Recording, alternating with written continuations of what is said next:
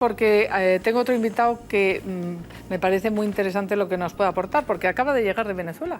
Y saben ustedes que este fenómeno mundial que es Nicolás Maduro, presidente de los venezolanos, ha vuelto a arremeter contra Mariano Rajoy y le ha llamado sicario del pueblo, le ha dicho, pero viene en precedido con un ariete que tenemos en España del chavismo, que es Pablo Iglesias, que les recuerdo sus propias palabras, no pongo ni quito, no lo tenemos. Bueno, pues se lo recuerdo yo y ya lo veremos cuando podamos verlo, como ha dicho cuando le eligieron líder de Podemos, que él viene, que lo que quiere es romper el candado e iniciar un proceso constituyente. Vamos a verle. Frente al inmovilismo del Partido Popular o frente a los brindis al sol de la esquerroconvergencia, nosotros decimos, discutamos de todo y con todos, un proceso constituyente para abrir el candado del 78 y que podamos discutir de todo, de democratizar la economía, de la cuestión territorial, de todas y cada una de las cosas.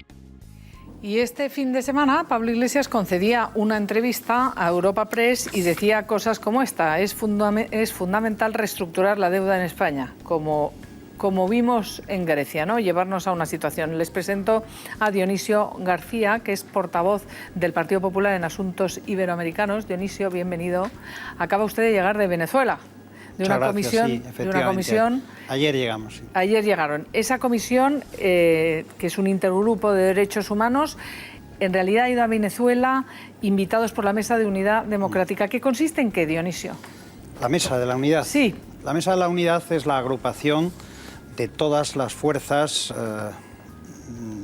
opositoras al régimen de Maduro, al régimen chavista, y que abarca 34 entre partidos políticos y agrupaciones de carácter social, y que van desde el Partido Comunista hasta partidos de derechas, es decir, es un abanico muy amplio. Pero lo que se ha ido a hacer allí, lo que han ido ustedes, es afirmar la declaración de Caracas, que en realidad es para que se sumen parlamentarios de todo el mundo por la democracia en Venezuela.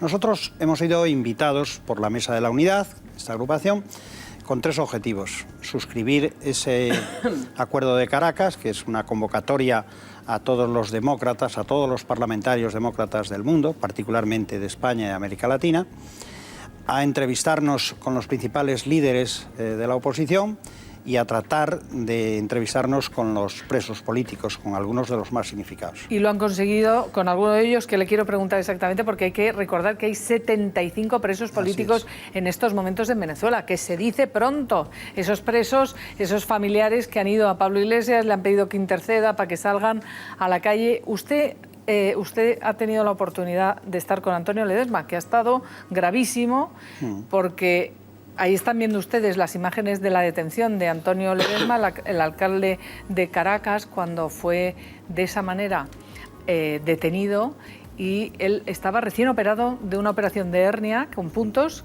y ha estado a punto de morir. Y ahora mismo, ¿usted le ha visto? ¿Se encuentra bien? ¿Cómo está? Sí, está. Yo soy amigo de Antonio de hace muchos años, está más delgado físicamente, lógico después de la operación que ha tenido. Pero yo lo he visto con mucha fortaleza física, anímica fundamentalmente, ¿no? Muy convencido de que el esfuerzo que están haciendo es un esfuerzo que vale la pena y que incluso aunque se deje la vida en ello, pues la democracia y la libertad es algo que vale la pena. Porque en ese momento él acaba de ser intervenido, esa operación de hernia, tenía puntos y se le reventaron los puntos, ¿no? Efectivamente, se le abrieron los puntos, como consecuencia de ello se le produjo un estrangulamiento de la hernia y el propio médico de la prisión pues dijo que había que operarle urgentemente porque si no producía una septicemia y una infección que podía morirse, ¿no? Bueno, quiero decir que Antonio es amigo mío, pero Antonio es un socialdemócrata, es decir, no tiene nada que ver con ideología política próximo al Partido Popular, ¿no? ¿Y López, que también le ha podido ver? A López también es amigo de hace muchos años, y López también está, su partido, incluido en la Internacional Socialista, es decir, estamos hablando aquí de democracia, de libertad o de chavismo, no de izquierda ni derecha. A López no le pudimos ver porque el régimen no nos dejó, a pesar de que habíamos presentado todas las solicitudes formalmente establecidas, y estuvimos a la puerta de Ramo Verde con su esposa y después de con un buen Lilian rato... Tintori, pero sí. estaban allí, es que está en una prisión muy especial, militar, de inteligencia, con una tortura añadida, porque está en un edificio solo. Está en Ramo Verde, solo, que es sin un ver a nadie. edificio, una prisión militar, que tiene varios edificios, está como a unas 2 horas, entre 2 y 3 horas de Caracas, y él está en una celda de 3×2 en un edificio él solo. Él solo, en fin, parece un sacado de los cubanos, ¿no?, de la inteligencia cubana, los métodos, es decir, como un elemento más de castigo y de tortura psicológica, el sentirse solo durante todo el día y toda la noche, y solo cuando su esposa una vez a la semana se le permite ir a verlo. Ese es todo su contacto. Dionisio, y por acabar con el tema de los presos que han podido ustedes ver ahí, Daniel Ceballos, que es el alcalde de San Cristóbal, ¿no?, me parece. Daniel Ceballos era alcalde de San Cristóbal. San Cristóbal es la capital del Táchira, una región cerca de la sierra. Era alcalde, le detuvieron porque el gobierno le ordenó que prohibiese las manifestaciones de estudiantes. El Táchira, en Mérida, que está allá al lado, es una ciudad muy universitaria. Entonces, como el alcalde no prohibió esas manifestaciones, no impidió que los estudiantes se manifestaran, pues le detuvieron, lleva año y pico en la cárcel. Hubo elecciones municipales en medio, se presentó su mujer, y su mujer sacó el 70 y tantos %. Ahora hablamos de las mujeres valerosas, pero ustedes se preguntarán, ¿y todo esto que nos están contando de Venezuela qué tiene que ver? Pues tiene que ver que los ideólogos de cambiar la Constitución, esto que acaban de oír a Pablo Iglesias, proceso constituyente, queremos cambiar la Constitución. Esto es exactamente lo que empezaron haciendo en Venezuela, luego en Bolivia y luego en Ecuador. Y así se cargaron la libertad y la democracia. Y esto es lo que quizá hay quien diga, ¡ay, qué exagerados están aquí estos comparando Pablo Iglesias con...! ¿Esto es exagerado, Dionisio? Mire, yo conocí a Pablo Iglesias en Caracas, a Monedero en Caracas, en el año 2005. ¿Hace 10 años? Sí, hace 10 años. Estábamos el senador Ana Sagasti y yo mismo acompañándole. En una cena que había organizado Victoriano Ríos, que recordarán Víctor Ríos, que fue un diputado de la época de Anguita, y junto a ellos había una serie de profesores y estudiantes universitarios de acá de la Complutense, algunos de Valencia. La gente piensa que es que estos fueron a aprender allá. No, se equivocan. Estos fueron a enseñar allá. Esto del proceso constituyente, es decir, el modificar la Constitución es el mismo camino que han seguido. Y ellos han sido los que han dotado de la forma jurídica, porque el chavismo no tenía ese armazón jurídico. Ese arma, capacidad jurídica para... Eran militares. Efectivamente, por tanto... Algunos golpistas. No, y todo esto que les estamos contando resulta que 10 años después los líderes de la oposición de todos los partidos políticos están en la cárcel y tienen que hacer una candidatura unitaria, y son las mujeres de esos políticos las que de una forma valerosa están saliendo a defender la libertad y la democracia. Y claro, que los ideólogos de todo este estado de cosas sean los que quieren introducirlo en España y llegar a algo parecido, Dionisio... yo le pregunto, ¿usted cree que en España la gente es consciente de quiénes son y de lo que han hecho allí? Pues yo sinceramente creo que la mayoría de la gente que le ha votado no conoce esta historia, ni es consciente de ellos. Y ellos sí que lo son, sí que siguen el mismo procedimiento que siguieron allí. Las mujeres, has señalado, me parece interesante. Mira, las 4 personas que ahora mismo están llevando este estandarte ante el mundo son María Corina Machado, sí, una diputada que recordarán que fue agredida a puñetazos delante del presidente de la Asamblea, Diosdado Cabello, que luego le retiraron la credencial por una decisión también del presidente de la Asamblea, por ir a Caracas, y que ahora está inhabilitada por una decisión no de un tribunal de justicia, sino una decisión de la Contraloría, que es un órgano parecido a lo que sería aquí el Tribunal de Cuentas. Administrativo, vamos, o sea, el gobierno, el poder gubernamental retira, concede, desconcede que sea política, que esta mujer ejerza la política, que se dice pronto. Esa es María Corina, Lilian Tintori, que es la esposa de Leopoldo, Michi, que estuvo aquí hace bien poco. Michi Capriles. Y que Michi era una mujer que se ocupaba de su casa, de sus hijos, de su familia, y que de repente tuvo que salir al mundo. Y Patricia, la esposa de Daniel Ceballos, que tuvo pues, el valor de presentarse, puesto que su marido, el alcalde, fue inhabilitado, estaba preso y sacó el 70 y tantos %. Estas 4 personas simbolizan, yo creo, al mundo la fortaleza de la mujer venezolana, el valor, hay que, en fin, tener mucho valor para no huir del país, que es lo que el chavismo quiere hacer, que se vayan, ¿no? Y quienes hemos visto, les estamos contando todo esto, pensarán, esto en España no puede pasar. Pues fíjense, Pablo Iglesias este fin de semana, es fundamental reestructurar la deuda de España.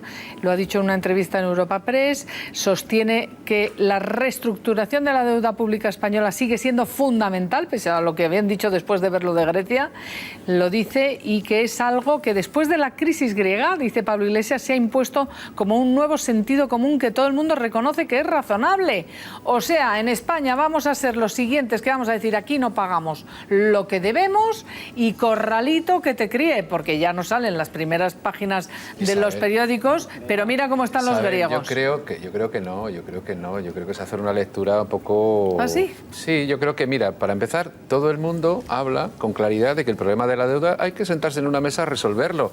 La deuda griega hay que mutualizarla, es inevitable. Lo dice el Fondo Monetario Internacional y lo dicen todos los expertos en todos los sitios. Pero es que nuestra deuda, yo creo que nuestros gobernantes deberían de plantearse hacer algo con nuestra deuda, porque la deuda es descomunal y lastra nuestro desarrollo y nuestro crecimiento económico.